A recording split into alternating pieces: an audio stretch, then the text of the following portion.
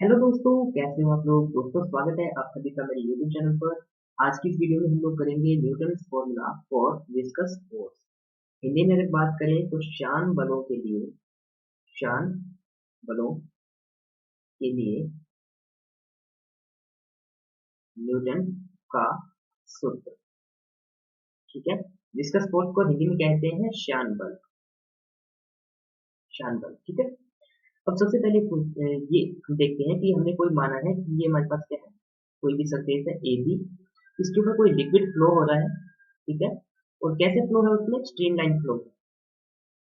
तो ये क्या है, लिक्विड की क्या है, कई सारी लेयर्स होती है। अब जो लेयर क्या है, इस सरफेस के बिल्कुल साथ में है, बिल्कुल टच कर रही है, उसकी जो वेलोसिटी होगी ना, जो वी एक्स समझ लेते हैं, वो कितना होता है, जीरो होता है। अब जैसे जैसे इससे डिस्टेंस बढ़ती जाएगी इस सरफेस से, उसकी वेलोसिटी बढ़ती जाएगी। ठीक है। माना कि इसकी वेलोसिटी इतनी होगी, इसकी नेट फोर्स इतनी होगी, इसकी सबसे ज्यादा, फिर इसकी इससे ज्यादा, और इसकी वी मैक्सिमम होगी। ठीक है।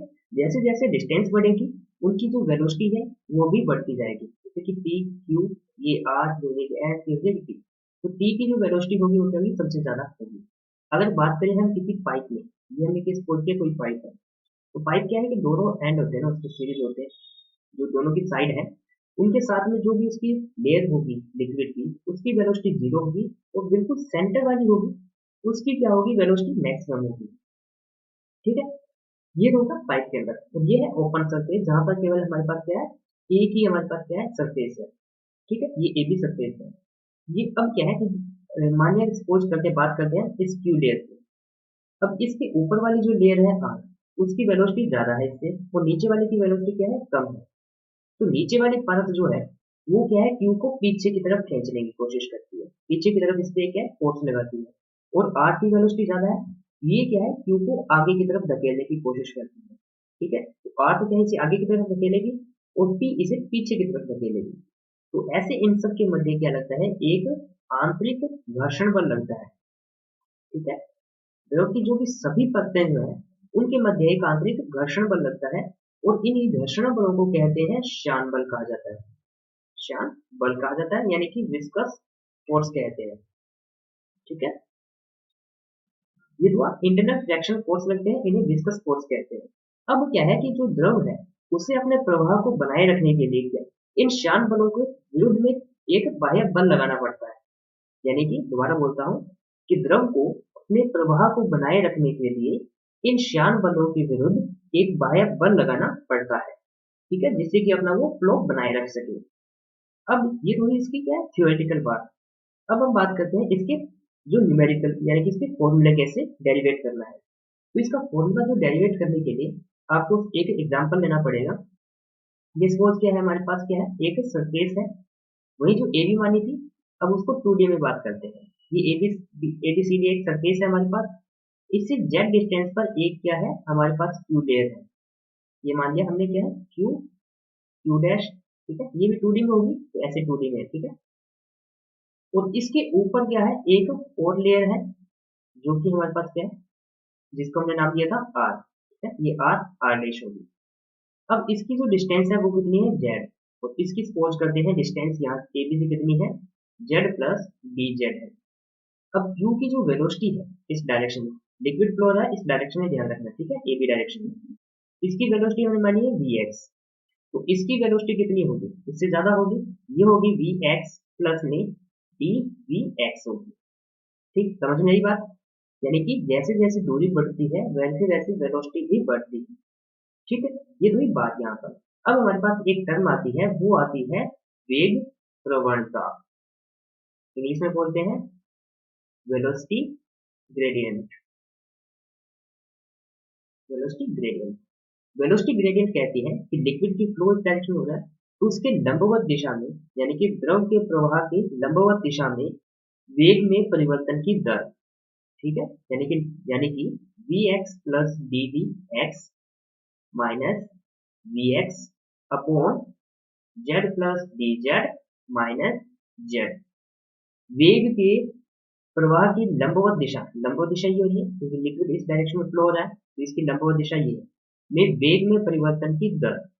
ये वेग में इतना परिवर्तन हो रहा है, और किस डायरेक्शन में दूरी कितनी चेंज हो रहा है, ये चेंज यहाँ पर हो रहा है। ठीक है, जेड प्लस डी जेड से ये जेड डिस्टेंस है इनके बीच में, इसको मैं ऐसे लिख सकता हूँ D V X upon D Z. ये हमारे पास क्या हुई, वेग प्रवणता हुई।